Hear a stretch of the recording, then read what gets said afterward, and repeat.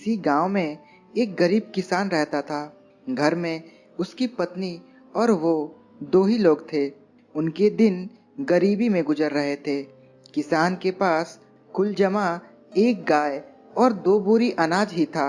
पति पत्नी दोनों ही दिन रात अपने भाग्य को कोसते रहते, भगवान से शिकायत करते कि उन्हें इतना गरीब क्यों बनाया। इसी तरह से दोनों के दिन गुजर रहे थे। एक दिन गांव में एक साधु आया। वो गांव भर में भिक्षा मांगता हुआ उस किसान के घर भी पहुंचा।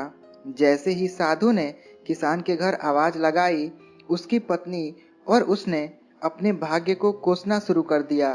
तुम्हें हम क्या दान दे महाराज? हमारा तो खुद का जीवन भिखारियों सा ही गुजर रहा है। ना कपड़े हैं ढंग के, ना घर में अनाज है। भगवान हमारे साथ इतना अन्याय कर रहा है, जबकि हमने तो किसी का कुछ बिगाड़ा भी नहीं। साधु उनकी समस्या समझ गया। उसने कहा, देवी, भाग्य भगवान नहीं बनाता, हमारे कर्म ही भाग्य बनाते हैं। भगवान तो केवल कर्मों का फल दे रहा है। किसान और उसकी पत्नी ने फिर जवाब दिया, बाबा, हमने ऐसे कौन से पाप किए हैं जो ऐसा जीवन भुगत रहे हैं? हमने तो कभी कोई पाप किए ही नहीं, लेकिन कभी भी घर में एक गाय और दो बोरी अनाज से ज्यादा कुछ रहता ही नहीं। साधु ने कहा, अगर तुम ज्यादा धन चाहते हो तो मैं एक उपाय सुझाता हूँ।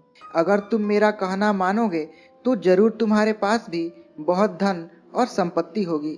पति पत्नी साधु के चरणों में बैठ गए।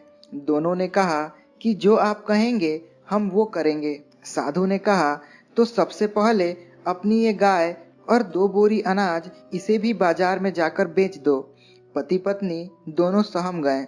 महाराज, अगर ये भी बेच दिया तो हमारे पास तो कुछ बचेगा ही नहीं, हम तो और कंगाल हो जाएंगे। दोनों ने जवाब दिया। साधु ने समझाया, मैं जो कह रहा हूँ वैसा करो। अगर नुकसान हुआ तो भरपाई मैं कर दूंगा। मैं तुम्हें फिर से एक गाय और दो बोरी अनाज ला दूंगा। डरते डरते दोनों राजी हुए। किसान ने बाजार में जाकर गाय और अनाज को बेच दिया और धन लेकर घर लौटा। फिर साधु ने कहा, अब एक काम करो, इस धन से उन गरीबों को भोजन कराओ जिनके पास खाने को कुछ नहीं है। किसान ने वैसा ही किया, कई गरीबों को भोजन करा दिया। ये बात गांव के जमींदार को पता चली कि गरीब किसान ने अपनी गाय और अनाज बेचकर भूखों को खाना खिला दिया। उसने तुरंत अपने सेवक को भेजकर किसान के घर एक गाय और दो बोरी अनाज भिजवा दिया। साधु ने फिर किसान से कहा कि इसे भी बेच कर आओ और कल फिर गरीबों को भोजन कराओ। किसान ने फिर वैसा ही किया।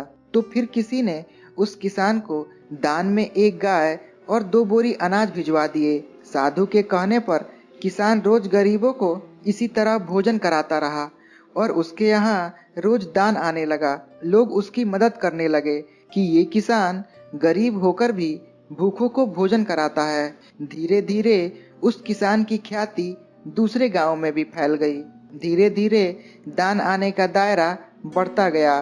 बहुत दिन गुजर गए। किसान गरीब से संपन्न हो गया। उसने एक दिन साधु से पूछा कि अचानक मेरे भाग्य में इतना अनाज और धन कैसे आ गया।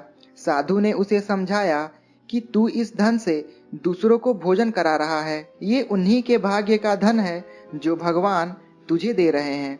दोस्तों, इस कहानी से यह सीख मिलती है कि हमेशा अपनी असफलताओं और दुर्भाग्य के लिए भाग्य या भगवान को कोसना ठीक नहीं है। अपने कर्म बदल कर देख लें। संभव है कि हमारे कर्म ही ऐसे ना हो कि भाग्य उसमें साथ दे। धन्यवाद दोस्तों।